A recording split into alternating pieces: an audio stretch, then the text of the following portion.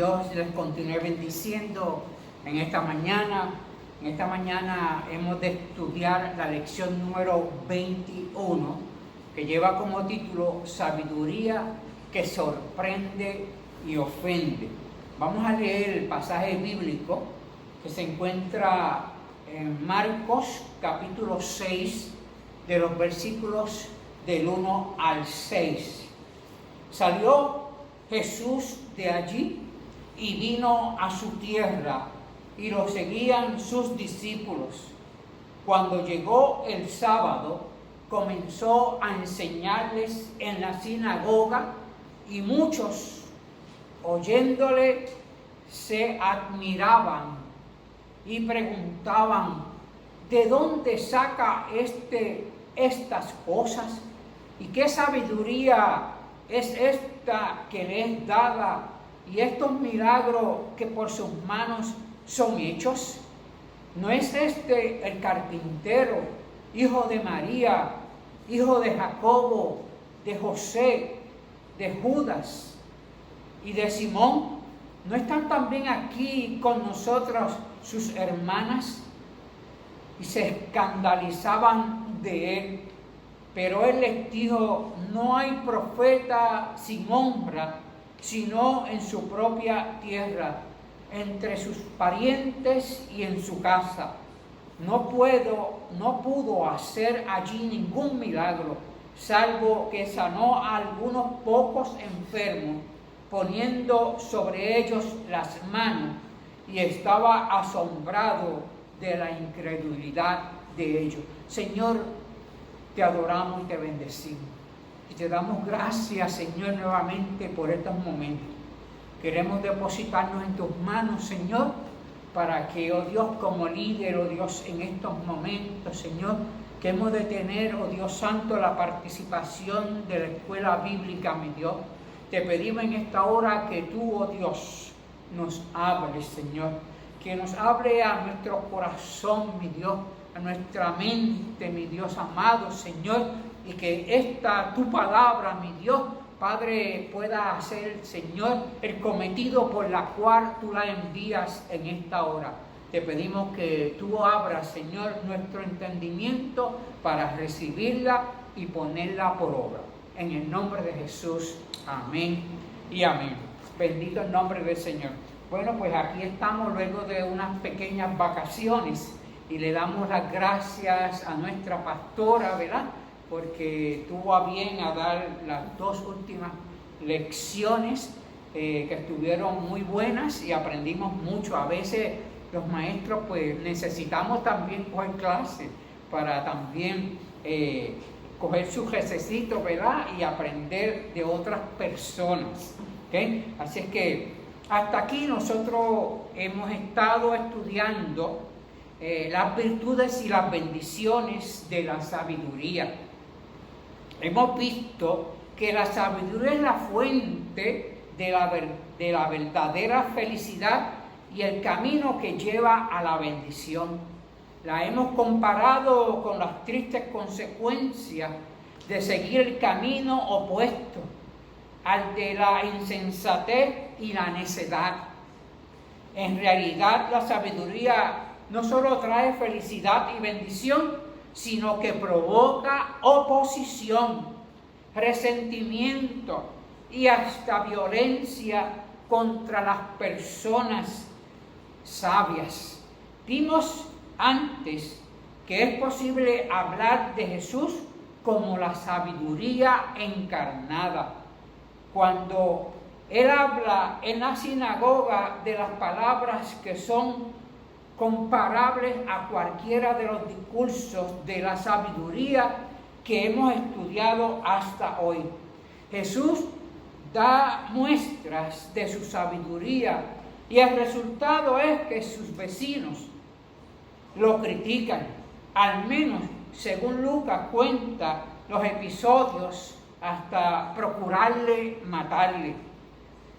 La sabiduría llegó a criticar a quienes se consideraban sabios y entendidos, a trastocar el orden social, afirmando que los primeros serán postreros y los postreros, y a la postre la conspiración de sus enemigos para matarle. ¿A quién es verdaderamente sabio? Porque se conoce otra realidad, porque ve las cosas desde una perspectiva de amor y de eternidad. A menudo se les rechaza y hasta se les hace callar.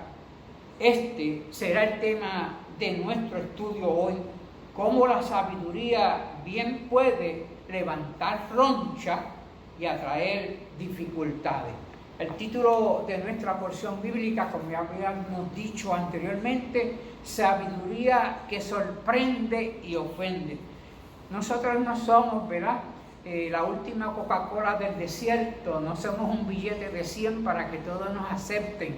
Cuando estamos en los caminos rectos, muchos se ofenden por lo que nosotros decimos y también nos ofenden por lo que nosotros decimos. Así que en esta mañana vamos a ver lo que sucedió en la historia de hoy. El pasaje paralelo que tenemos para nuestra mañana es en Lucas capítulo 4. Lucas capítulo 4, de los versículos del 16 al 30, ¿okay? Que nos vamos a referir en ciertas ocasiones a ese pasaje que es similar a esta historia, desde otro punto de vista. Dice en el versículo número 1 que salió Jesús de allí y vino a su tierra y lo seguían sus discípulos. ¿Cómo que salió de allí? Jesús había cruzado el mar de Galilea y fue al otro lado, ¿okay? Fue al otro lado del mar de Galilea y allí hizo algunos milagros, ¿okay? Allí hizo algunos milagros. Allí se encontró al endemoniado gadareno y allí lo libertó. Y este hombre tenía, dice la palabra de Dios, que cuando Jesús le pregunta su nombre, él le dice que legión, ¿okay? Y una legión para los soldados romanos eran 6,000 soldados, ¿okay? Así que este hombre tenía muchos demonios, ¿okay? Y los demonios sabían quién era Jesús, lo conocían y le pidieron que por favor lo sacara, pero que había un hato de cerdos y entonces que los dejara apacentar allí. Y Jesús les dio el permiso para que así fuera y todos cogieron los cerdos cayeron por un precipicio, el hombre quedó completamente liberado, bendito el nombre del Señor. El hombre estaba sin ropa, pero ahora vemos al hombre actuando positivamente, ahora tiene ropa, ahora está con Jesús, ahora quiere seguir con Jesús. Después, más adelante, vemos a Jesús que en el otro lado, que cruzan nuevamente, encuentran a la hija de Jairo. Jairo le pide a Jesús que sane su hija, pero en el momento en que le está pidiendo esto, se encuentra en el mismo paso una mujer con flujo de sangre, ¿okay? Que decía: si tocara, aunque fuera, los vestidos, la capa del maestro, mi enfermedad queda sana, curada. Y entonces así sucedió. Ustedes saben la historia tan preciosa que es la historia de esta mujer que clama a Jesús y Jesús le ayuda. Y así vemos que la hija de Jairo muere y Jesús la resucita. Entonces, en la porción bíblica de hoy nos dice: salió Jesús de allí. Y ahora vamos a ver que se encuentra en su tierra, en la tierra de Nazaret, al otro lado en Galilea. Así es que está allí con sus discípulos. Los discípulos no lo abandonaron. Dice que cuando llegó el sábado, como era costumbre, Jesús se dirigía a enseñar a la sinagoga. Dice que muchos oyéndole se admiraban y preguntaban: ¿de dónde saca estas cosas? Podemos ver que Jesús vuelve a su sitio donde Él se crió, donde Él jugaba bolita de yeco, donde Él jugaba con sus amigos, ¿okay? Al trompo, a la pelota, ¿ok? Por decirlo así para entenderlo, ¿ok? Así es que lo conocían muy bien. Y entonces ahí estaba la duda y cómo lo aceptaban y no lo aceptaban, pero dice que oyéndolo se admiraban y se preguntaban de dónde saca vean cómo le dicen despectivamente estas cosas, ¿ok? Así que, y entonces también decían, ¿y qué sabiduría es esta que le es dada? Y estos milagros que por sus manos son hechos.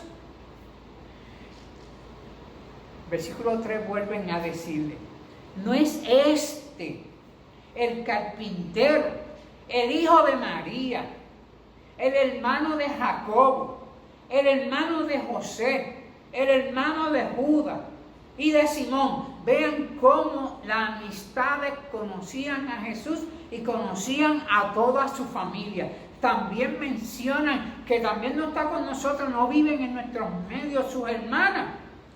¿Okay?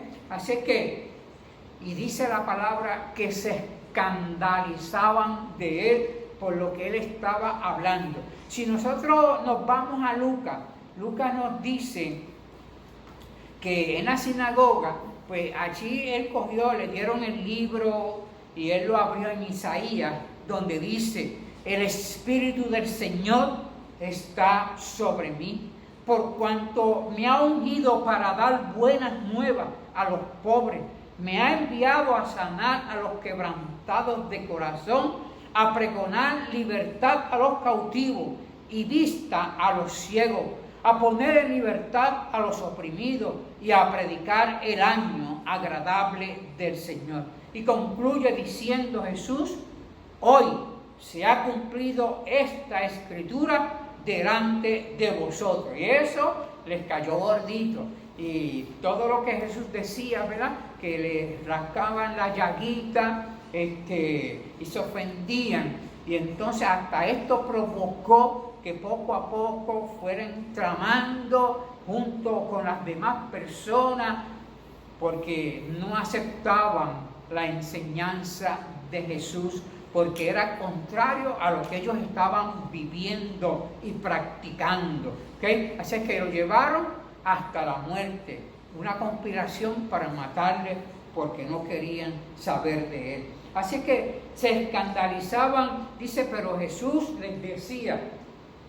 les dijo, no hay profeta sin honra, sino en su propia tierra. O sea, lo que le está diciendo es que nadie es profeta en su propia tierra. Y por eso, como él jugó con ellos, como eran sus amistades, como lo vieron desarrollarse y conocían su papá, su mamá, a toda la parentela, ¿okay? No creían en lo que Jesús estaba diciendo. ¿Okay? Les cayó gordito, ¿okay? Así que no pudo hacer allí milagros porque la gente no tenía fe en el Señor, no tenía fe en lo que estaba hablando, no creían en lo que él decía porque lo conocían principalmente. Y recorrió otras aldeas, hizo algunos milagros, pero se tuvo que ir de allí porque su mensaje no llegó a calar en cada vida de aquellas personas.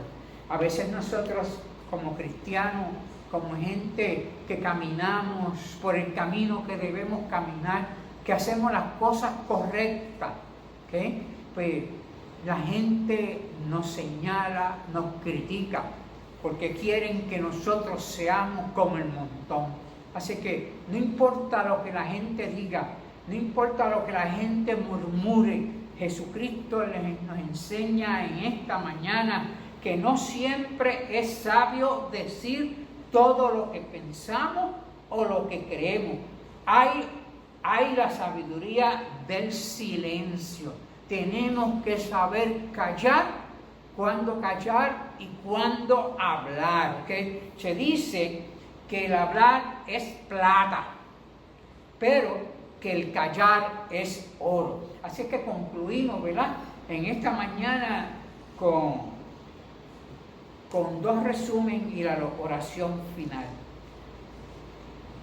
Esto nos lleva a reflexionar sobre aparentemente experiencia dimensional de la sabiduría que bien puede ofender a quienes no la entienden o no quieren entenderla.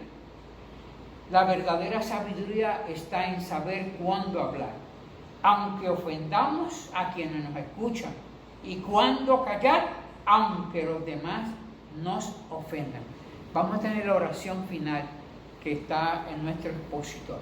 Gracias, Dios nuestro, por Jesucristo. Es tu sabiduría que ha venido a habitar entre nosotros. Gracias por tu Santo Espíritu. Nos une a Él y nos hace partícipe de la sabiduría. Al mismo tiempo nos confesamos necios. Te pedimos que tu sabiduría supla y corrija nuestra necedad. Enséñanos cuándo hablar y cuándo callar, cuándo corregir y cuándo dejar pasar. Enséñanos, sobre todo, a escuchar cuando nos corriges. Por Jesucristo, nuestro Salvador, tu sabiduría y nuestro Señor. Amén. Que Dios te bendiga y Dios te guarde.